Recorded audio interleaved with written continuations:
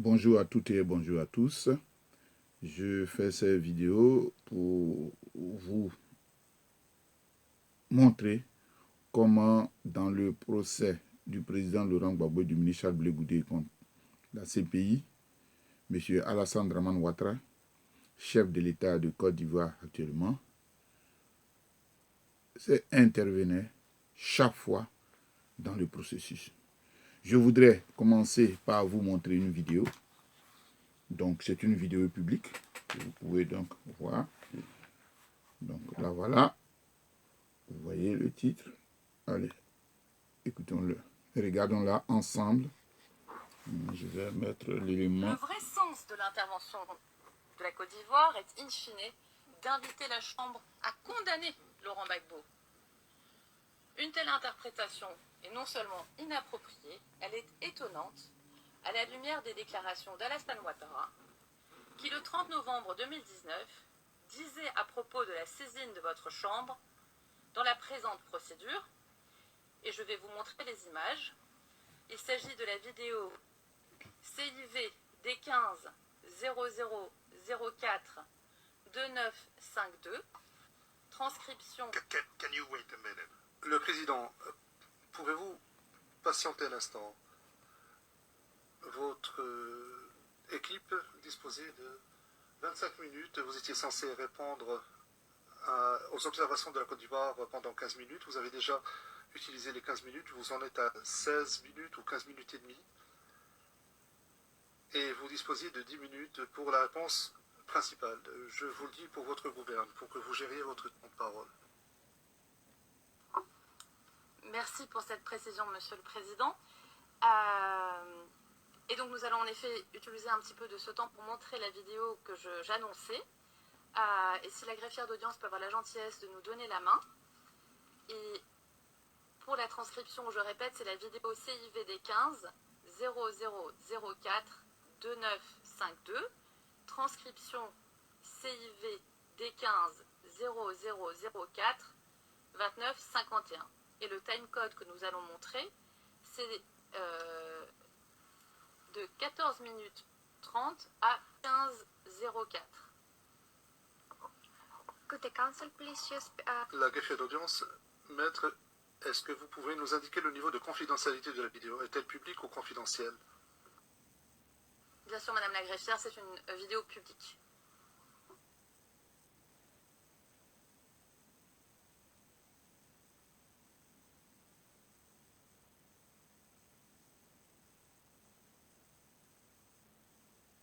Et la vidéo sera montrée sur Evidence 2, si j'ai bien compris.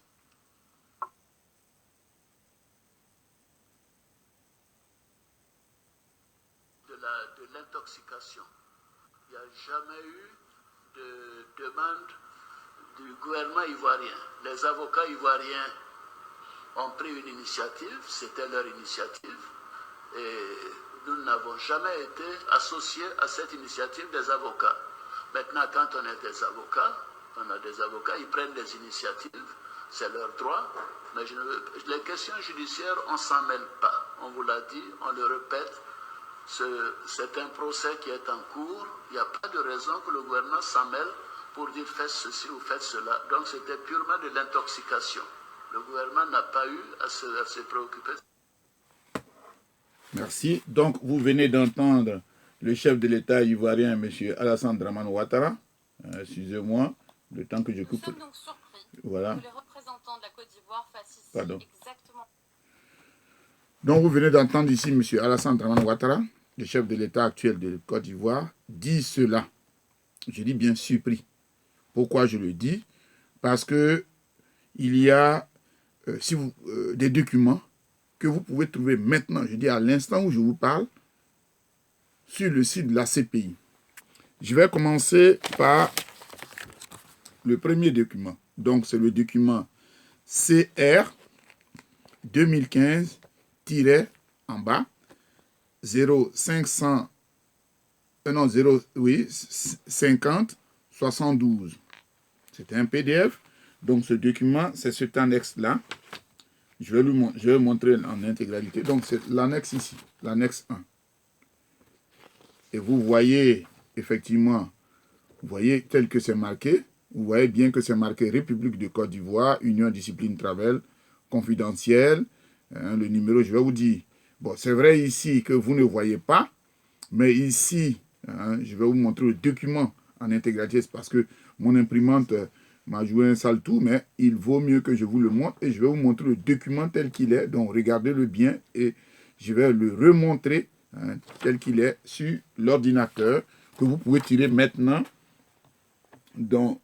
sur chez vous. Donc voilà le document dont je vous ai parlé tantôt, que je vous ai montré. Donc je vais commencer par le début.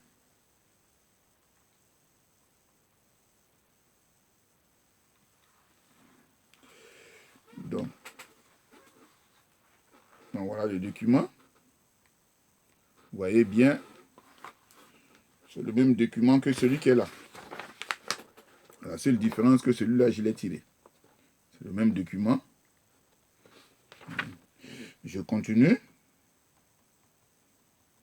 Vous voyez, c'est le même document qui est dans ma main, ici. Il n'y a rien qui change. Le bout est là. Et je continue. Mais ce qui n'a pas pu apparaître sur ma feuille, je vais vous l'indiquer. Vous voyez. Donc, vous avez là. Vous voyez ici, donc, comme je vous ai dit, mon imprimante m'a fait dépôt. Mais je vais lire un peu. Vous voyez, c'est le même cachet. Je vais lire un peu ce qui est marqué en dessous. Ici. Ici, il est marqué, donc, à gauche.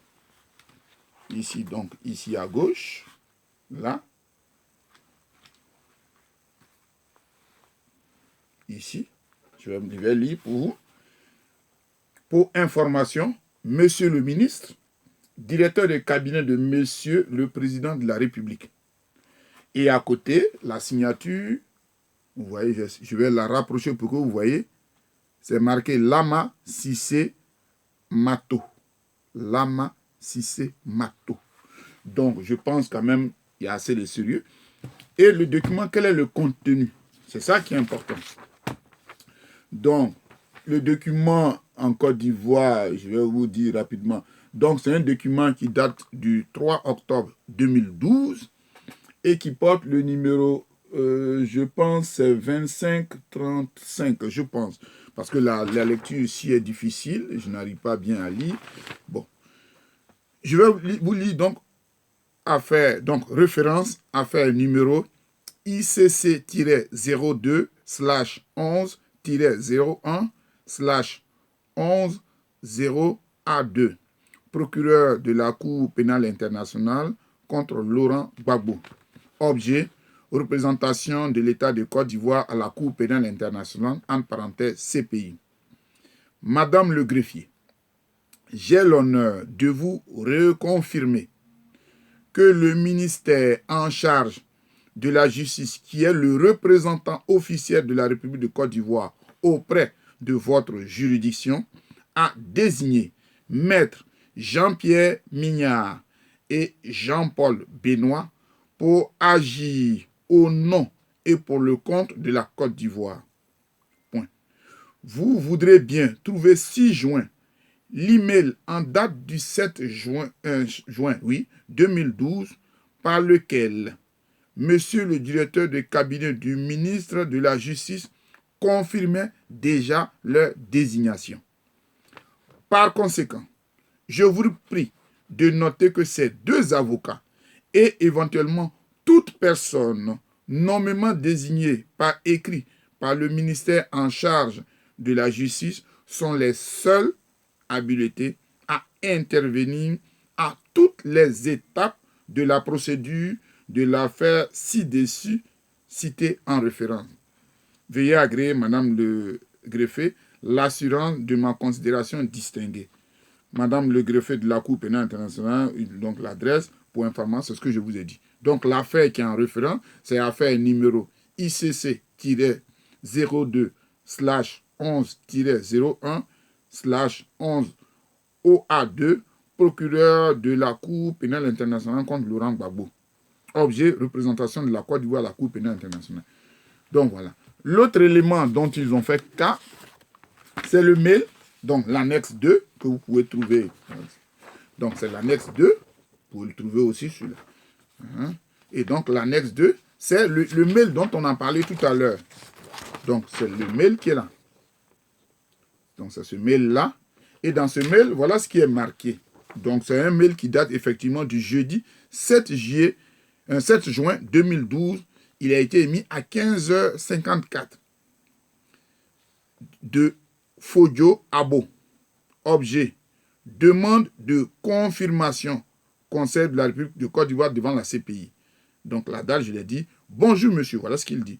Faisant suite à votre message du 4 juin 2012, je confirme que Maître Jean-Pierre Mignard et Maître Jean-Paul Benoît, tous deux avocats au barreau de Paris, ont été mandatés par l'État de Côte d'Ivoire pour assurer la défense de ses intérêts devant la Cour pénale internationale, notamment dans l'affaire Gbagbo. Le magistrat, il s'appelle Fodio Kadjo Abo. Donc ça s'écrit F-O-D-J-O. Kadjo, c'est K-A-D-J-O. Abo, A-B-O. Magistrat écrivain, directeur de cabinet du ministre de la Justice. 28 BP 451, Abidjan 28. Voilà. Et je crois qu'il a un site puisque c'est 3x w.fodio.net. Donc, dire que les maîtres Mina et maîtres Benoît qui sont présentés là-bas l'ont fait selon leur bonne volonté, c'est pas la vérité. Donc, ils sont là-bas, effectivement, à la suite d'une action menée par le gouvernement de M. Alassane Dramane Ouattara là-bas. Donc, dire qu'ils sont là-bas, c'est pas juste. Donc, je viens de parler d'un autre cas, de cas ici. Je vais évoquer quelques interventions de ces avocats, puisque à partir de ce moment-là, ayant eu l'habileté du gouvernement de Côte d'Ivoire, dirigé par M. Alassane Dramane Ouattara, ces messieurs, comme ils l'ont dit, ils agissent pour le compte de l'État de Côte d'Ivoire dans l'affaire Laurent Gbagbo à la CPI.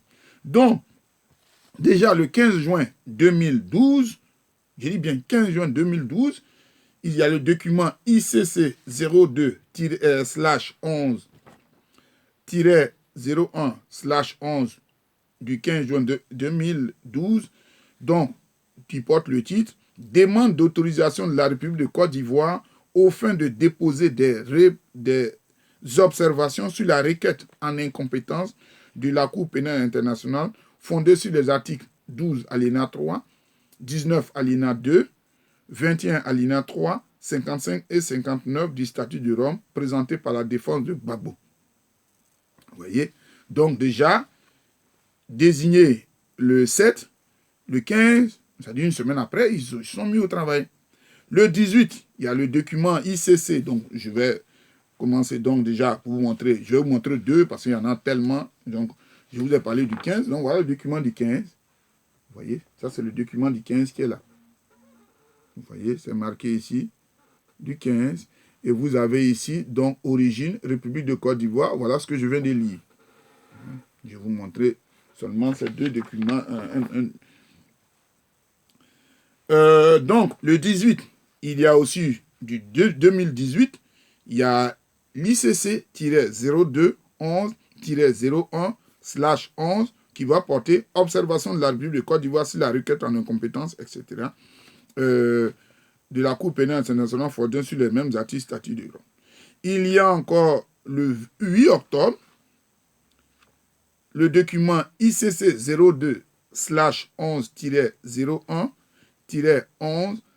02-11-11-258 du 8 octobre 2012 portant le titre Observation de la République de Côte d'Ivoire sur le document à l'appui de l'appel de la Decision on the Corrigendum of the Challenge to the Jurisdiction of the International Criminal Court on the basis of article, comme je l'ai dit, article 12 alinéa 3, article 19 alinéa 2, article 21 alinéa 3, 55 et 59 of the Rome of Statute filling by the different. Il y a encore donc le document ICC-02/11-01/11 0-11-274 du 22 octobre 2012 portant le titre « Réponse de la République de Côte d'Ivoire à la décision de la Chambre d'appel sur les demandes relatives à la limitation du nombre de pages et à la reclassification des documents ». Vous voyez, il y a un autre document encore, je dis il y en a beaucoup, le numéro ICC-02/11-01/11-704 du 28 mars, que je vais vous montrer aussi encore, puisque je vous ai dit, il y en a beaucoup, je n'ai pas voulu me surcharger. Voilà, encore, vous avez donc la date ici du 28 mars, vous avez ça, et vous avez objet, donc, ici. Donc, il porte le titre « Observation de la République de Côte d'Ivoire », sur la requête relative à la recevabilité de l'affaire en vertu des articles 19 et 17 du statut déposé par l'équipe de la défense de Laurent Gbagbo. Donc, pour vous dire que il y a eu quand même pas mal comment on appelle, de demandes de l'État de Côte d'Ivoire qui a été faite à travers leurs avocats qui ont été dûment mandatés. Donc, ce n'est pas dit la vérité de dire que ces messieurs sont allés là-bas pour leur propre compte, ce n'est pas juste. Mais bon, donc on a ça, et il y a une autre demande qui a été faite, et qui, moi, véritablement, de par ma sensibilité en tant qu'Africain, en tant qu'humain d'abord, en tant qu'Africain, qui m'a choqué. Je dis bien choqué. De quoi s'agit-il? Donc, le 21 octobre 2014, la défense du président Laurent Gbagbo faisait une requête urgente, donc la voilà. Donc, ça c'est la requête. Et je vais lire donc la partie qui est là, ici.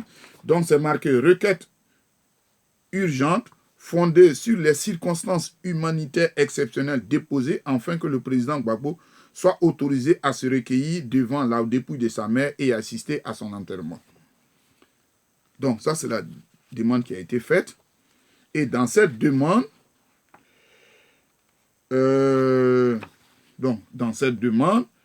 bon, puisqu'on sait que la maman du président Gbagbo est décédée le 15 octobre 2014 sur le chemin, qu'est-ce qu'il dit? Donc, les avocats demandent. Donc, nous sommes à la page, donc ça fait 13 pages. Je vais d'abord regarder questions à poser à l'État hôte, à savoir la Côte d'Ivoire. Nous sommes à la page 12-13, la 12e page sur les 13. Questions à poser à l'État hôte, à savoir la Côte d'Ivoire. Les autorités de l'État hôte sont-elles prêtes à prendre en charge le transport du président sur le territoire à partir d'Abidjan afin qu'il puisse se rendre à Mama, Gagnoa et Blouson? Sont-elles prêtes à organiser ce transport en collaboration avec le greffe de la CPI? Donc ça, c'est les questions dans le document. Et à la page 13, voilà ce que dit la défense de la Côte d'Ivoire.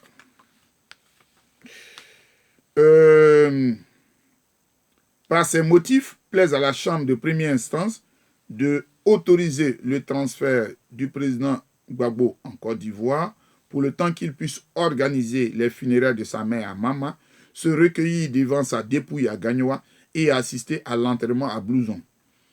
Décider des conditions dans lesquelles le transfert aura lieu, ordonner au greffe d'organiser au plus vite avec le Royaume des Pays-Bas et avec la République de Côte d'Ivoire le transfert et le séjour du président Gbagbo, ordonner au greffe de rapporter immédiatement à la demande et aux parties toute difficulté émanant des deux États subventionnés. Donc, ça, je vous ai dit que c'est le 21 octobre. Ça va. Donc, le 24 octobre, le greffe répond. Le greffe, donc voilà ce qu'il dit. Donc, c'est le document ICC-02/11-01/11-704 du 24 octobre 2014. Le greffe indiquait être prêt à organiser avec les États concernés l'éventuel transfert du président Laurent Gbagbo. Donc, c'est la page 3.8 au point 5. Le même jour, c'est-à-dire le 24, les Pays-Bas ont répondu favorablement. Donc ça, c'est toujours à la page 3, au point 6. Cependant, donc on peut trouver dans ce document, le gouvernement de Côte d'Ivoire, dirigé par M. Hassan Draman Ouattara, allait répondre négativement. Donc on peut retrouver ces différents éléments dans le document que j'ai cité. Ils ont prétexté que la République de Côte d'Ivoire ne disposait pas de moyens suffisants pour assurer la sécurité du président, de M. Laurent Gbagbo, et celle des éventuels accompagnateurs. Donc vous voyez, une situation assez difficile à accepter. Pourquoi? Parce qu'à la suite de ça, la défense du président Gbagbo allait faire une demande, elle a fait une demande par la suite, pour dire au greffe et à la cour de première instance de dire quels sont les moyens dont ne dispose pas l'État de Côte d'Ivoire pour accomplir ces tâches. Et en ce moment, puisque en ce moment bien précis, l'ONUCI était pour voir si on pouvait utiliser les forces de l'ONUCI en termes de force et de logistique pour qu'il puisse servir, pour que le président Gbagbo puisse aller se recueillir pour une dernière fois sur la tombe, enfin sur la dépouille de sa mère. Malheureusement, l'État de Côte d'Ivoire n'a pas répondu favorablement. Et c'est parce que dans leur développement, ils ont fait savoir qu'ils n'avaient pas les moyens, que ce serait trop dangereux pour eux, etc. Bref. Vous voyez, donc c'est vraiment pas correct, puisque le 29 octobre, la demande, donc voilà, l'équipe de la défense, donc c'est le document ICC donc, que j'ai cité, demande d'autorisation au fond de pouvoir répliquer aux observations de la République de Côte d'Ivoire sur la requête urgente fondée sur les circonstances donc, humanitaires exceptionnelles déposées afin que le président Gbagbo soit autorisé à se recueillir devant la dépouille de sa mère et assister à son enterrement. Donc, pour vous dire que donc, la défense a répliqué et ce que je vous ai dit. Donc, ici, dans la discussion, voilà, au point 21, par exemple, non, d'abord au point 20, par exemple, ils disent « La République de Côte d'Ivoire n'a donné aucun élément de réponse tangible aux questions posées par la défense. Dans sa réplique, la défense développera ces questions et posera à la République de Côte d'Ivoire de nouvelles questions, de manière à ce que la Chambre, les partis et le greffe puissent se faire une idée de la faisabilité de l'opération et de l'aide concrète qu'ils peuvent attendre des autorités ivoiriennes. Il apprendra à la Côte d'Ivoire d'expliquer notamment si des obstacles rencontrés relèvent d'un manque de personnel, d'un défaut de moyens logistiques ou s'agit-il d'une simple question de coût financier.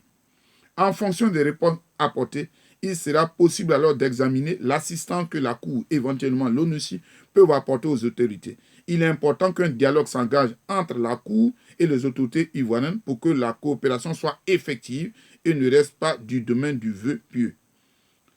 Par exemple, il aurait été judicieux de la part des autorités ivoiriennes, si éventuellement elles craignent de ne pas pouvoir assurer l'ordre, d'examiner avec l'ONUCI la possibilité d'un transport par hélicoptère du président Gbagbo d'Abidjan à Gagnoa. Vous voyez? Donc, je peux continuer à longueur pour vous dire la possibilité d'organiser un court séjour d'une journée ou deux sur le lieu et de pouvoir de prévoir un retour sécurisé en hélicoptère. Du point de vue de la défense, l'intervention de l'ONUCI sous garde du président Gbagbo est restée pendant 8 mois en Côte d'Ivoire sans que cela n'entraîne le moindre trouble à l'ordre public. Est possible et doit être examiné, surtout compte tenu de la faiblesse affichée des autorités ivoiriennes. Donc, voilà, donc je ne vais pas développer la longueur parce que c'est un temps relativement court.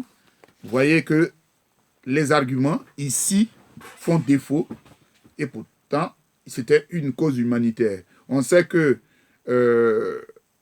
notre maman Cissé Nabitou, qui était la grande sœur du doyen Cissé Abou, dont M. Alassane Draman Ouattara avait dit que c'était sa maman, cette dame, lorsque le président Gbagbo était au pouvoir, cette dame a bénéficié des soins de l'État.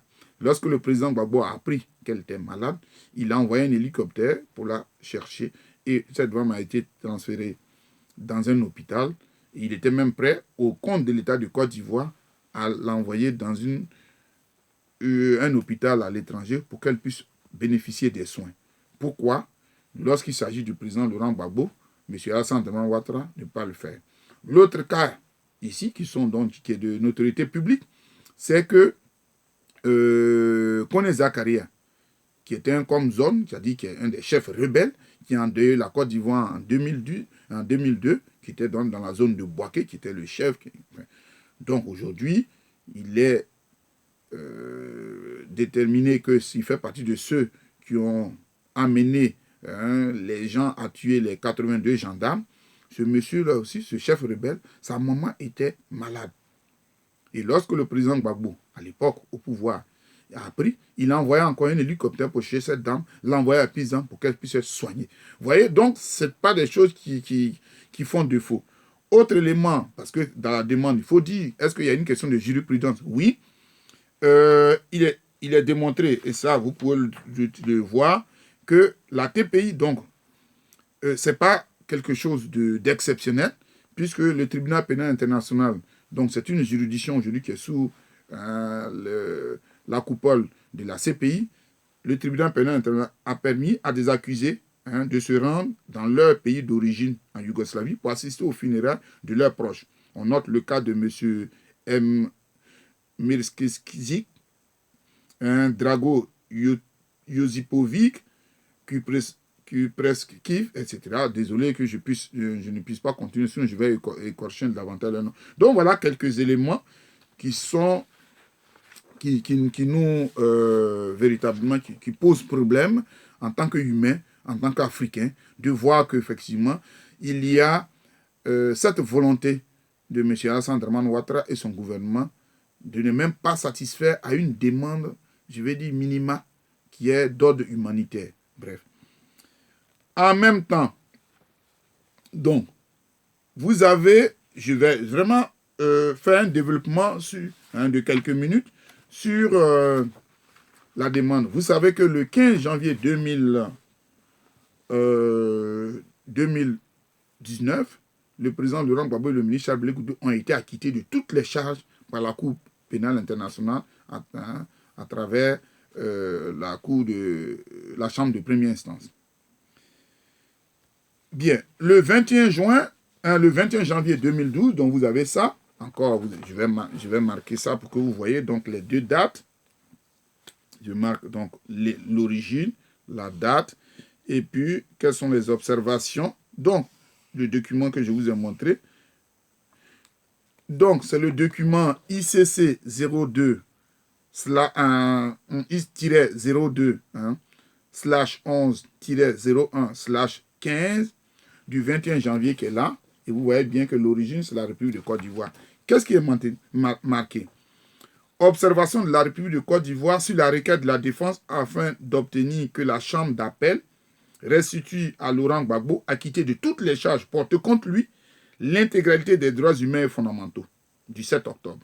Donc, la défense du président Laurent Gbagbo avait demandé le 7 octobre que on puisse permettre à ce que le président Gbagbo, il n'y ait pas de restriction. Eux décident de répliquer. Donc, en fait, ils sont devenus des répondeurs automatiques à toute demande de la défense. Donc, de manière, en quelques minutes, je vais finir par là. Je commence déjà, donc c'est un document de 12 pages. Donc vous voyez. Ils disent donc, sens de l'intervention de la République de Côte d'Ivoire.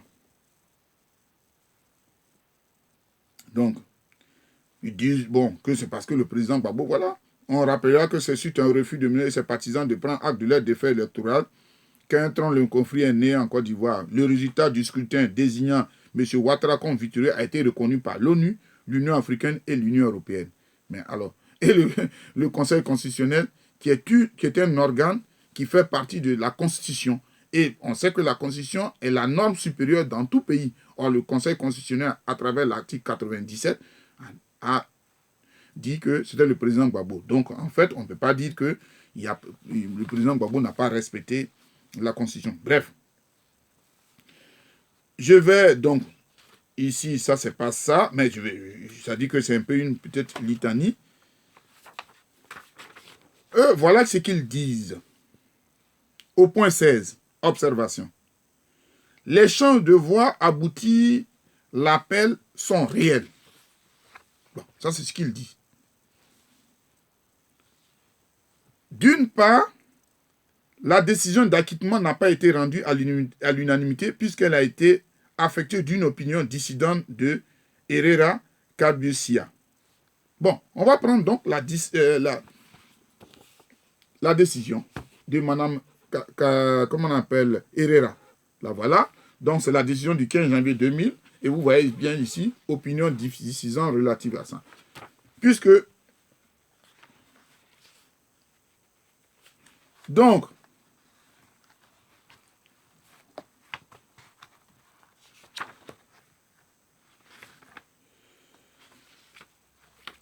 bien avant ça d'abord, ils nous disent que, je l'ai dit, les champs de voix, l'appel abouti sont réels. Avant de prendre l'opinion, puisque je vais partir de l'opinion après, je vais prendre l'arrêt. L'arrêt dans lequel, du 1er février 2019, de la chambre d'appel, qui répond aux préoccupations, ici donc, version arrêt relatif à l'arrêt interjeté par le procureur contre la décision aura rendue par la chambre de première instance. Donc ça, c'est l'arrêt de la cour d'appel. Que nous dit, puisqu'ils nous disent que les champs de voix, l'appel abouti sont réels. Donc nous sommes à la page 10 sur les 32 pages. Voilà ce que donc le quatrième moyen d'opinion. À titre du quatrième moyen d'appel, le procureur soutient que lorsqu'elle a apprécié les champs de voix, l'appel aboutit. De voix, l'appel aboutit. Elle ne dit pas, le procureur, enfin, on va parler de son cabinet, là, ne dit pas que, comme l'on dit, que l'appel est réel. Non, elle dit qu'il y a une possibilité de voir l'appel aboutir. C'est ce qu'il dit dans le document. Donc, ils disent, comme nous voulons que le président Gbagbo passe, notre appel peut aboutir. Donc, ils n'ont pas dit que l'appel de voir l'appel aboutit. Je continue de lire ce que disent les avocats. D'une part, la décision d'acquittement a été rendue à l'unanimité, d'autant plus que le président n'a pas été en mesure de proposer la totalité des éléments à charge devant la cour de première instance. Une cinquantaine de témoins n'a pas été entendue. Voilà ce que dit la juge Herrera. La juge Herrera dit le contraire. Donc, dans son document qui est là, à la page 4, c'est le 19 janvier 2018 que le dernier témoin cité a comparé par le procureur a déposé à l'audience. Donc, c'est ça. Le 4 juin 2018, la Chambre a rendu sa deuxième ordonnance